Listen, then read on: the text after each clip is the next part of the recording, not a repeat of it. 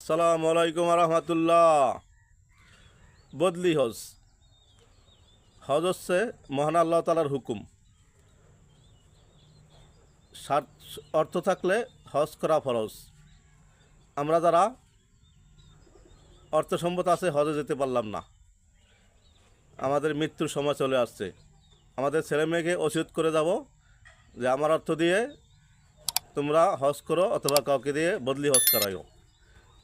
এই জন্য রসুল পাক সাল্লাল্লাহু আলাইহি সাল্লাম বলেছেন, এক ব্যক্তি হজ করলে এর মাধ্যমে তিনজন লোককে জান্নাতে দেওয়া হবে। এক, ওসিয়তকারী, যিনি ওসিয়ত করে মারা গেলেন উনি জান্নাতে যাবে, এবং যিনি হজ করতে গেলেন এর মাধ্যমে উনি জান্নাতে যাবে, এবং যিনি অর্থ দিলেন তিনিও জান্নাতে যাবে। সুবহানাল্লাহ। তাই আসুন আমরা পিতামাতার হুকুম মান্য করি, আল্লাহ আল্লাহ রাসূলের প্রেমিক হই।